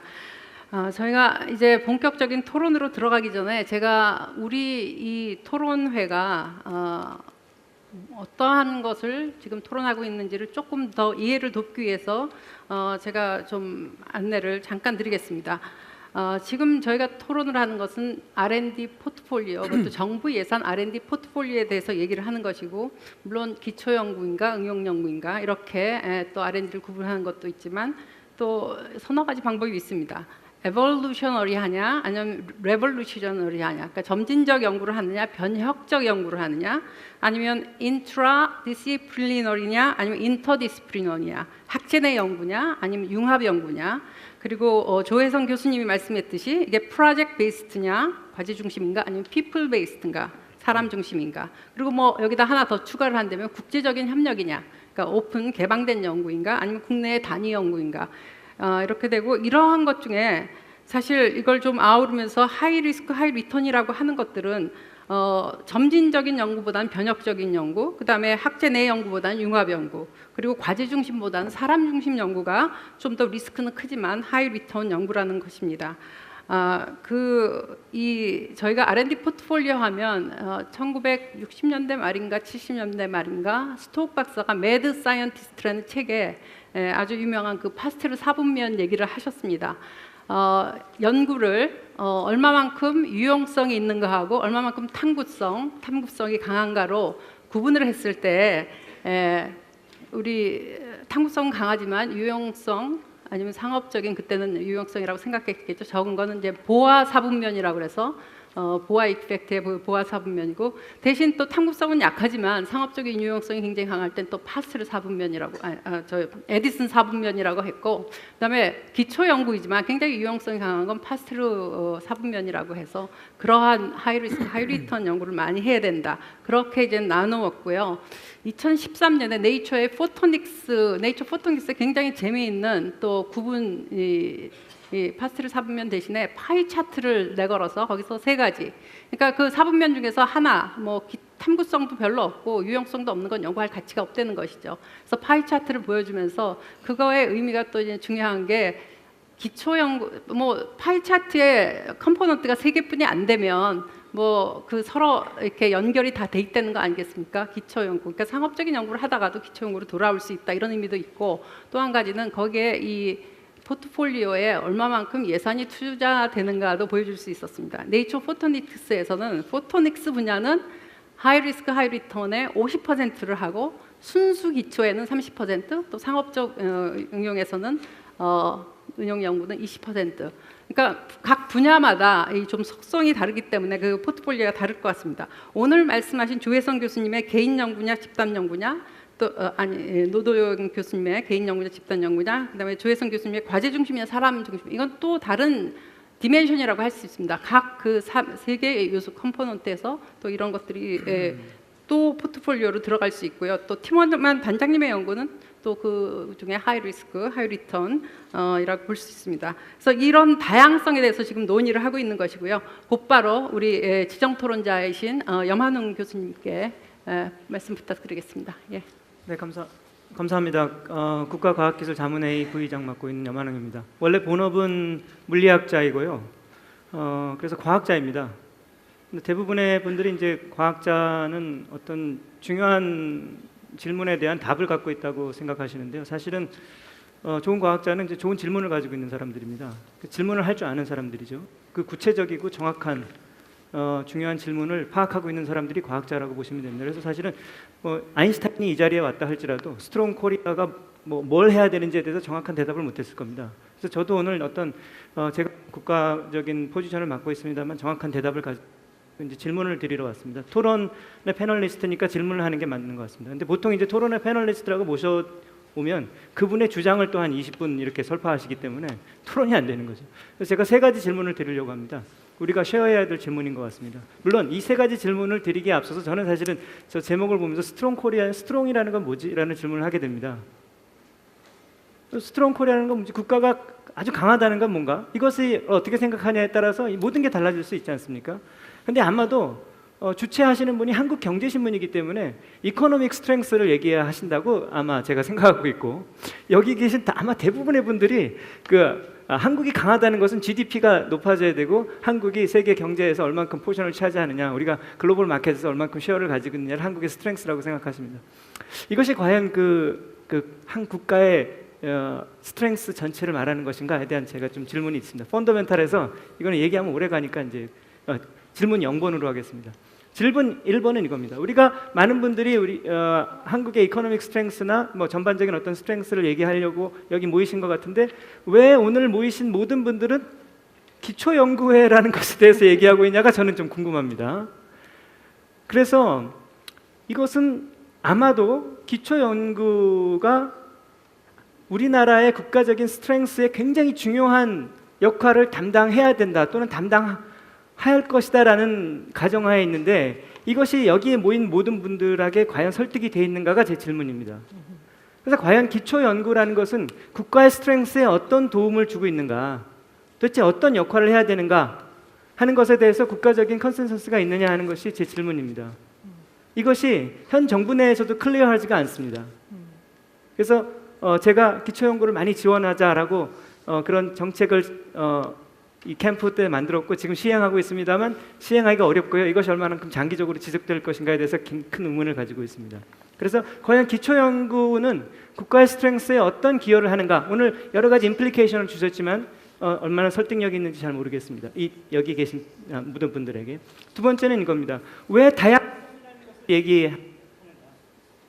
다양성을 얘기하는가? 이것에 대한 대답은 사실은 두 분이 하셨던 것 같습니다. 앞에 두 분이 이미 우리가 개인들의 다양성이라는 건 개인들의 다양한 아이디어에 바탕하고 있는데, 개인 기초연구라는 것이 1.1조 원 정도고, 탑다운의 다양성이 보장되지 않는 연구들이 5점 몇 조를 씁니다.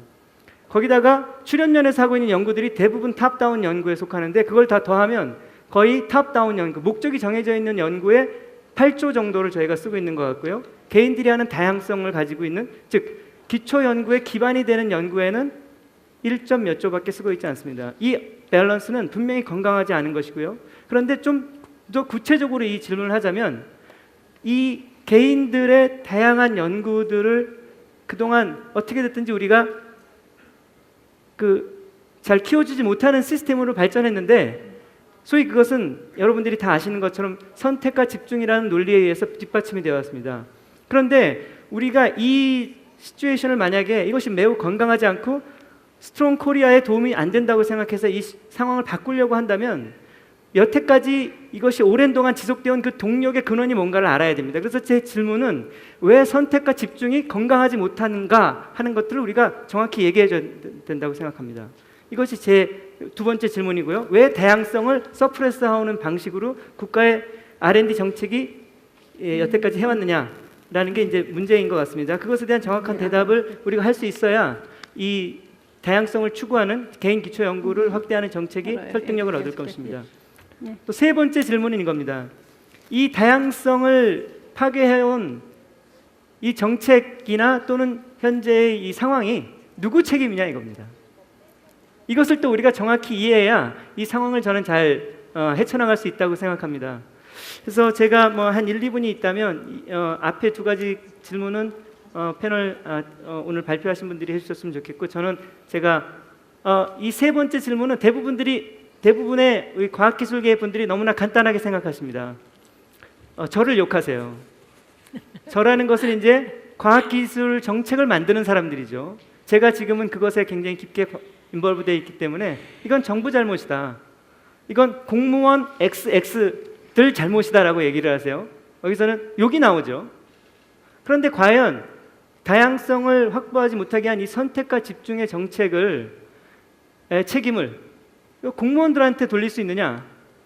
저도 정부에 참여하기 전에는 그렇게 생각했습니다. 하지만 정부의 정책이 만들어지는 과정을 보면 그것이 아니라는 것을 금방 알 수 있습니다. 공무원이라는 분들은 이 정책을 집행하시는 분들이지 이 정책을 만드는 사람들이 아닙니다. 선택과 집중 정책이라는 것을 공무원들이 만든 게 아닙니다. 그 정책을 만든 사람들은 정치가들이고, 그 정치가들의 아이디어를 뒷받침해 온 거는 우리 커뮤니티에 있는 과학자들이고 엔지니어들입니다. 정책 입안자들인 거죠. 실제로 지금도 우리 커뮤니티에 많은 분들이, 이 과학기술계를 대변하는 많은 분들이 신문의 칼럼에 우리는 왜 선택과 집중을 하지 않느냐, 왜 이번 정부는 이것을 등한시하고 있느냐라는 칼럼을 쓰십니다. 그래서 이 정책은 많은 분들에 의해서 만들어진 것이고, 이것의 대부분의 책임은 사실은 공무원, 집행하는 공무원들이 아니라 정책을 만든 정책 입안자들, 정치가들과 그들의 아이디어를 백업했던 과학기술계의 커뮤니티에 문제가 있다고 생각합니다. 정책뿐만이 아닙니다. 예를 들면 대학의 교수들이나 연구원들에 대한 평가를 보십시오. 모든 평가가 논문 수와 사이테이션을 잽니다. 논문 수와 사이테이션 수를 세서 무엇을 하고자 하는 거냐면 퍼포먼스를 게이지하려고 합니다. 측정하려고 합니다. 그러면 사이테이션이 많이 되는 연구가 좋은 연구냐? 그러면 어떻게 되냐면 모든 연구자들이 사이테이션이 많이 될 것 같은 연구만 하게 됩니다. 사이테이션이 많이 될 것 같은 연구들은 이미 정해져 있습니다. 이것은 우리가 알 수가 있어요. 그냥 사이테이션이 많이 올라가는 분야를 찾으면 됩니다. 키워드 서치를 하고 그 키워드에 대해서 사이테이션이 많이 올라가는 분야를 찾을 수가 있습니다. 그 키워드에 해당되는 연구를 하면 됩니다. 정부에서 이런 식으로 정책을 수립하자는 움직임이 일각에서 있었습니다. 과거에. 제가 이것을 매우 반대했죠. 그런데 이것을 정부만 하는 것이 아닙니다. 모든 연구자들이 하고 있는 겁니다. 모든 연구자들이 파퓰러하고 사이테이션이 많이 나올 것 같은 연구를 하고자 합니다. 그래야 연구비를 받을 수 있고, 그래야 좋은 평가를 받을 수 있고, 그래야 승진을 할 수가 있습니다. 제가 동경대학의 여기까지 제가 하겠습니다. 하여튼 제가 세 가지 질문을 드렸습니다. 감사합니다. 알겠습니다. 그 과학자들도 자성을 많이 해야 된다, 그 말씀을 하셨고요. 저희가 시간이 없기 때문에 곧바로 민경찬 교수님 준비해 오신 거 발표해 주십시오. 앞에서 뭐 우리 염혜령 교수님이 여러 가지 핵심적인 문제들을 제기를 하셨는데, 우리 전반적으로 앞에서 말씀하신 분들의 기본 프레임은 두 가지인데, 하나는 기초 연구에 대한 인식의 문제가 있고, 그다음에 지원 방식에 대한 여러 가지 두 가지 관점에서 말씀을 하신 것 같습니다. 뭐 전체적으로 이제 그 개인 연구, 집단 연구 이런 프레임에서는 이제 균형과 조화의 관점에서 이제 풀었다고 저는 생각을 하고, 특히 기초 연구에 대한 인식 문제가 너무 경제 문제의 하나의 도구로 인식한 점들이 이제 문제가 아니냐, 그런 걸 말씀을 하셨고, 마지막으로 우리 발표하신 교수님은 이제 기초 과학의 연구에 대해 추구해야 될 방향, 가치의 문제를 좀 말씀하셨다고 생각합니다. 슈왑 교수가 그런 얘기를 했죠. 생각하는 방식, 일하는 방식을 리셋하자, 이런 얘기를 했는데, 저희 기초연구도 아직도 산업화 과정에서 대했던 방식으로 지금도 대하는 게 아닌가. 그러니까 이게 하나의 도구로 생각한 것이었다고 저는 생각합니다. 그러나 기초연구는 기초연구 자체에 대한 의미를 가지고 접근하는 것이 맞다라고 생각합니다. 한 분의 이제 말씀을 드리면 이제 하버드 엘라란 헬프먼 교수가 저희 나라에 와가지고 조언을 한 게 있습니다. R&D에서 신제품 자체를 개발하는 것도 중요하지만 일반적인 지식을 만들어가는 것이 굉장히 중요하다는 얘기를 했습니다. 그래서 이스라엘의 그 세계 주요 기업의 R&D 센터도 지식 생산에 치중을 한다. 지식을 만들어내면 그 파급 효과가 크기 때문에 국가에 더 생산적인 결과를 가져온다. 그래서 이제 지식 창조의 문제를 굉장히 중시를 했다는 점에서 기초과학이라고 하는 문제를 단순히 도구의 관점이 아니라 그것이 보다 더 펀더멘탈한 관점에서 접근을 해야 된다 하는 것을 말씀드리고 싶고요. 두 번째는 이 연구의 지원 환경에 대한 지금 앞에서도 중요한 말씀을 하셨지만 저는 이 과정에서 신뢰 문제가 상당히 중요하게 아직도 작동하고 있다. 지금 오늘 나왔던 얘기들이 한두 번 나왔던 얘기는 아니었거든요. 거의 대부분 문제들이 오랫동안 왜 이렇게 반복이 되는가. 이 부분에서 이제 신뢰 문제라고 생각하는데 저는 언제까지 신뢰가 100% 된 다음에 하실지에 대한 질문을 우리 사회에 던지고 싶습니다. 두 가지인데 하나는 지난 어떤 통계를 보더라도 연구 과제의 문제점으로 지적된 과제 수들을 보면 한 1%도 안 됩니다. 그러나 1% 안 되는 또는 0.5%밖에 안 되는 문제 때문에 나머지 연구자들도 똑같은 방식으로 인정을 받게 되고 더 규제가 강화가 되고 그 과정에서 저는 생산성이 매우 낮아졌다라고도 생각을 할 수 있습니다. 연구자들이 굉장히 피곤해 있습니다. 현재 이런 면에서 우리 사회가 좀 더 긍정적으로 가야 되지 않겠나 하는 생각이고 두 번째는 아까 염한환 교수 말씀하신 것처럼 우리 사회에서 기초과학이라든지 R&D에서 어떤 성과를 기대하시는가 지금까지 숫자를 요구를 하셨습니다. 그것으로 인정을 받았습니다. 저는 서로의 문제가 있다고 생각합니다. 연구자들도 바로 이러한 방식이 인정받는 방식이 맞는 것이냐에 대한 목소리를 그래 내질 않았습니다. 다만 그렇게 따라왔을 뿐입니다. 그것에 대해서 저희도 좀 반성할 필요가 있다고 생각하고 정부에서도 과연 관리를 잘하면 연구가 좋아질까? 이런 질문을 하셔야 된다고 생각합니다. 지금 갈수록 관리가 철저해진다고 해서 우리 연구자들이 갈수록 더 피곤해진다는 얘기를 또 합니다. 이 부분들을 어떻게 풀어갈지 이런 관점에서 저는 연구의 관리 방향 문제를 새롭게 가야 되지 않을까. 특히 오늘 다양성 말씀을 하셨는데 연구 내용에 있어서도 아까 과학과 기술을 이렇게 분리도 하셨지만 연구 분야나 주제에 따라서 매우 다를 수가 있습니다. 그러나 우리는 매우 획일화된 프레임을 가지고 연구를 하도록 하고 있습니다. 기초과학에서 연구를 오래 했던 한 20년간 했던 분인데 SCI 논문도 많이 내시고 또 연구비도 많이 받던 분입니다. 저한테 이런 말씀 하시더라고요. 한 20년 연구 잘했는데 남는 게 없어요 그러더라고요. 과연 우리가 앞으로 어떤 방향으로 우리가 연구의 방향을 만들어 갈까? 여기에 필요한 것은 전 맞춤형이라고 생각합니다. 그래서 연구의 형태에 따라서 내용에 따라서 연구의 지원 방식이 저는 대대적으로 바뀌어야 된다고 생각을 하고 특히 저는 연구 과제나 연구의 성과를 이 지표 중심으로 갔던 것에서 이제는 우리 사회가 연구 내용에 대한 관심을 가져야 될 것 같아요. 연구 내용에 대해서 관심이 없습니다. 전체적으로. 그래야만 아까 맨 마지막에 발표하신 분 말씀처럼 우리 기초과학을 통한 우리 사회의 가치의 문제를 보다 더 높여나가게 될 것이고 그것이 보다 더 설득력 있는 방향으로 가지 않을까 이런 생각합니다. 예, 감사합니다. 그 기초 연구를 도구로 하는 문제, 그다음에 신뢰 문제, 그다음에 연구 지원 방식이나 여기서 획일성 문제를 지적하셨습니다. 지금 저희가 시간이 많지 않기 때문에 이렇게 하겠습니다. 올라온 거 중에 지금 코멘트가 하나 있어서 그거 좀 말씀드리고 그다음에 올라온 거 중에 질문 2개, 좋아요가 많은 질문 2개 하고 그다음에 아까 염한웅 교수님께서 말씀하신 두 가지 질문을 제가 오늘 말씀하신 연사들한테 좀 배정을 하겠습니다. 먼저 배정을 하고 그 동안에 답을 생각하시고 그다음에 코멘트를 읽어드리겠습니다.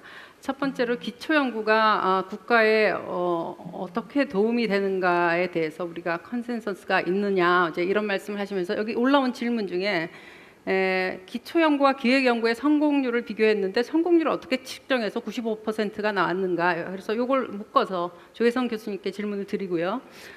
그다음에 또 올라온 선택과 집중, 선택과 집중이라는 것을 어떻게 이 프레임을 벗어날 것인가 이런 질문을 하신 것 같은데 거기에 대해서 또 올라온 질문 중에 공동 연구의 단점을 어떻게 보완하는지요? 라는 또 그런 질문은 노도영 교수님께서 커버를 해주시면 좋겠습니다.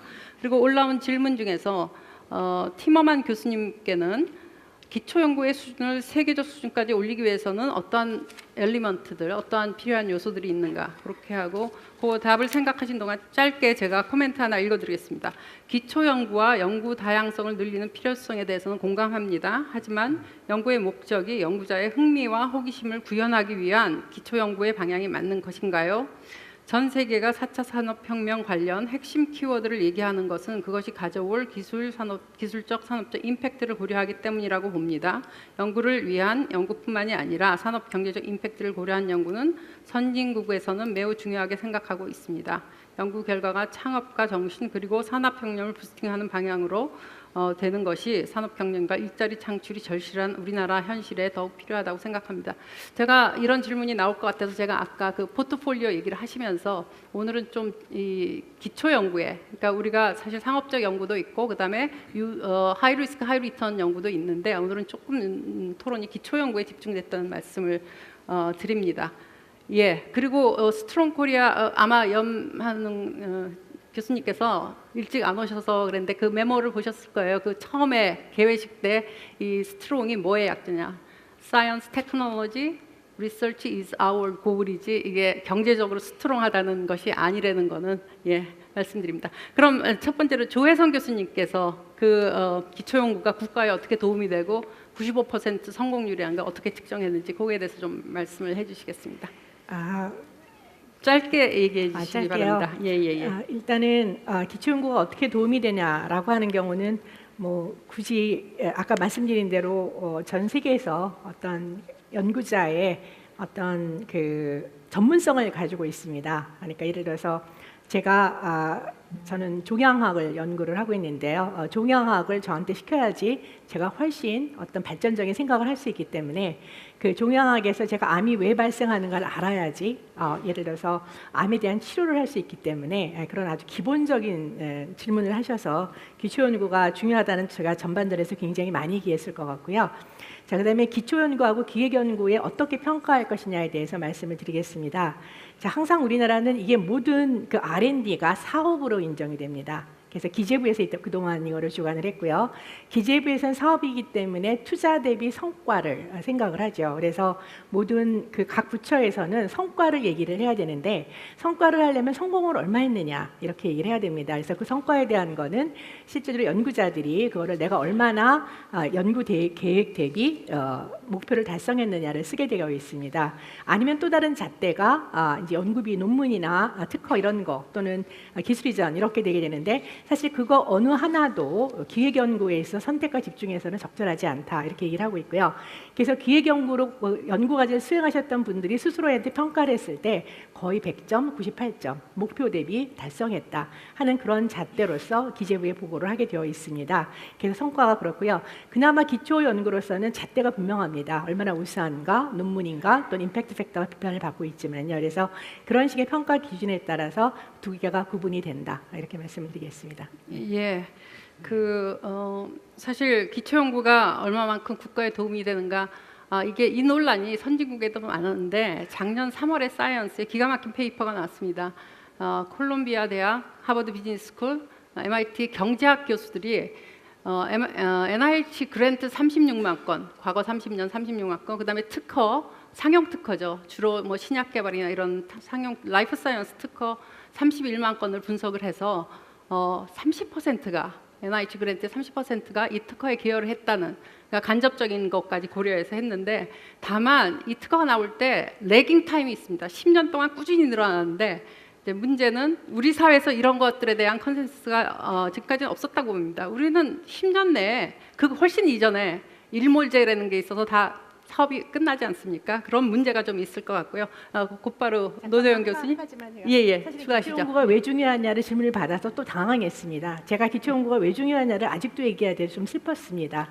아까 100년 전에 이미 기초연구가 그거 자체로 중요하다는 것이 영국이나 미국에서 인정되고 있고 그건 당연한 거거든요. 근데 우리는 계속 그 얘기를 해야만 합니다. 그럼 그 나라들은 기초연구가 중요했기 때문에 과학이나 발전에 있어서 산업적인 발전에서 뒤처졌냐? 그런 건 아니거든요.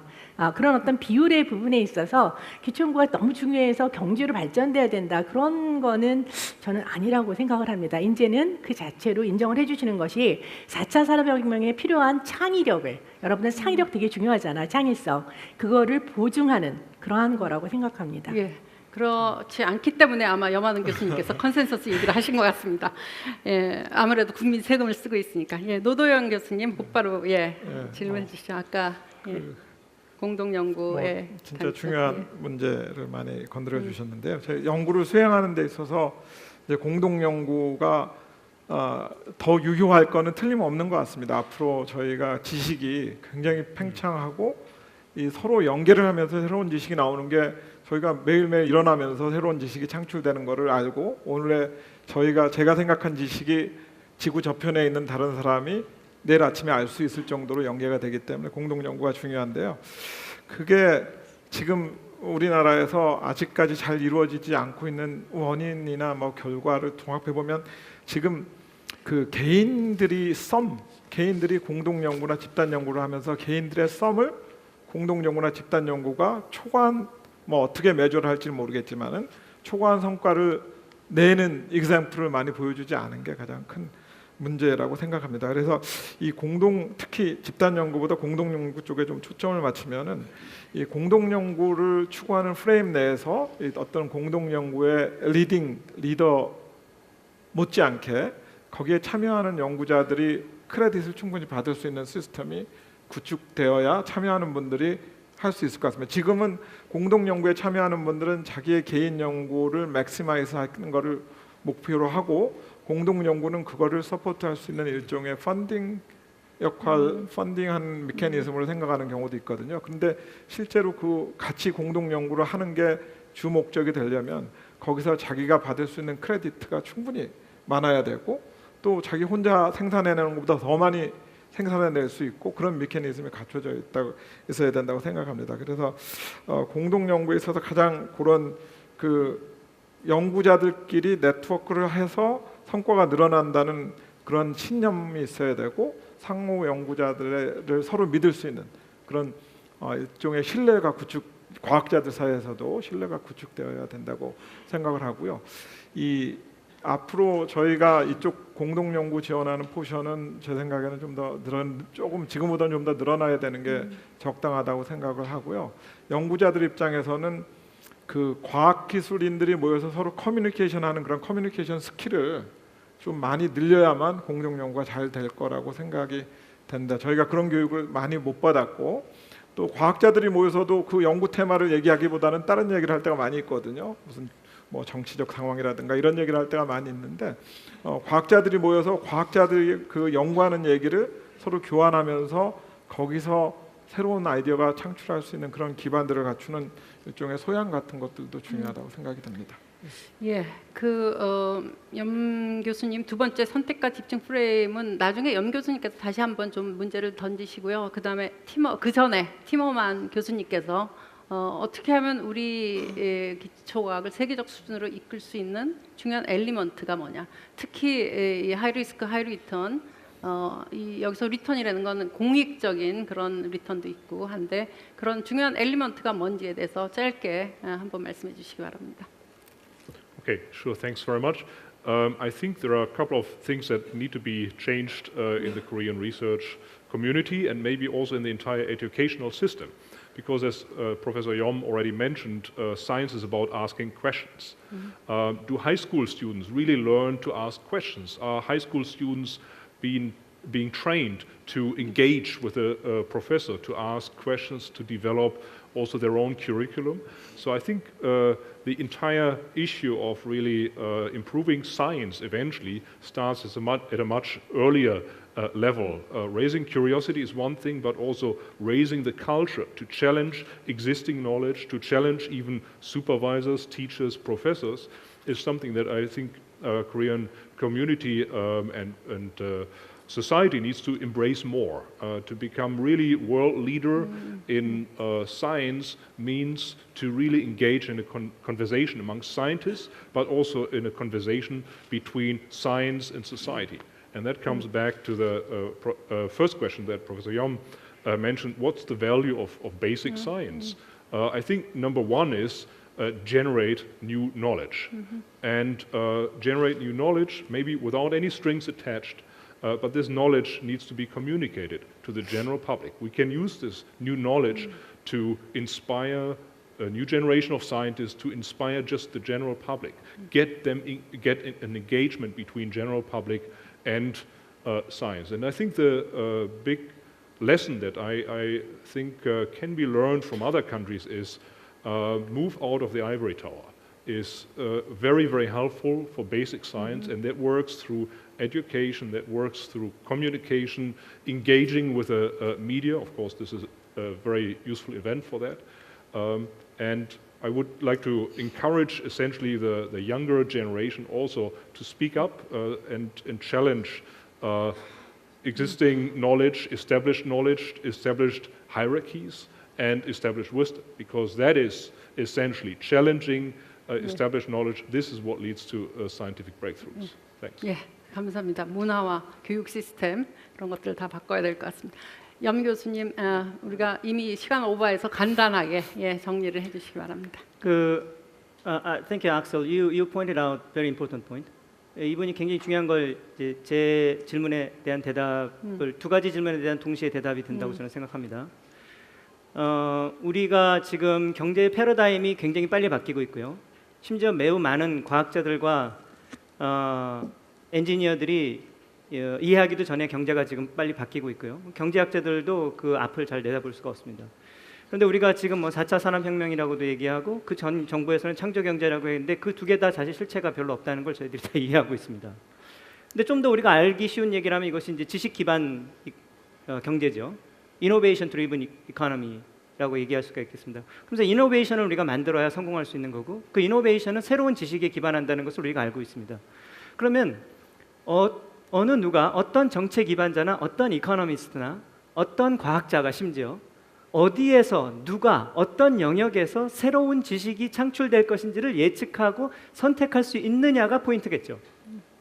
그래서 우리가 다른 데서 만들어진 기술을 열심히 쫓아가서 소위 세컨드 패스트 무버로서 경제를 드라이브해서 새로운 경제를 리딩해서 갈 수 있다면 선택과 집중이라는 것이 쉽습니다. 외국에서 잘 돼 있는 것들 중에서 잘 될 것 같은 걸 뽑으면 되죠. 이제 그걸로 경제의 이코노미가 패러다임이 돌아가지 않기 때문에 퍼스트 무버 또 knowledge driven 이코노미로 가야 되는데, 누가 어떤 사람이 새로운 knowledge를 어떤 사이언티스트가 어떤 영역에서 어떤 키워드로 만들어낼지를 어떻게 예측할 수 있냐는 거죠. 그래서 이 새로운 경제의 패러다임의 핵심은 우리가 어떤 새로운 knowledge를 만들어야 되는데 그 knowledge를 누가 만들지 모른다는 것이고, 그래서 더 이상은 선택과 집중이라는 패러다임이 우리가 갖고 있는 이 30년 동안 유지해왔던 고정관념이 더 이상 맞지 않는다는 것을 우리가 좀 빨리 인식해야 될 것 같고, 거기서부터 우리가 풀어가야 이 선택과 집중의 이 폐해라고 할 수 있는 이 지금 없는 이 다양성을 회복하는 데 중요한 도움이 될 것 같습니다. 근데 이게 굉장히 어렵습니다. 왜냐하면 모든 분들이 지난 30년 동안 이 길을 걸어왔기 때문에 이것을 새로 바뀌기가 너무 어렵다, 이렇게 말씀드리겠습니다. 감사합니다. 예, 시간을 저희가 오버해서 대단히 죄송하고요. 제가 한마디로 결론을 내리겠습니다. 미래를 예측하기 어려울 때는 제도를 매우 유연적으로 만들어야 된다는 것입니다. 예, 지금 세 분 연사님 그리고 패널 토론에 참석한 두 분께 모두 박수로 감사의 뜻을 전했으면 좋겠습니다. 네, 말씀 잘 들었습니다. 좌작을 맡아주신 유명인 책임연구원님, 발표해주신 세 분의 연사분들, 또 두 분의 토론 패널분들께 다시 한번 큰 박수 부탁드리겠습니다. 고맙습니다.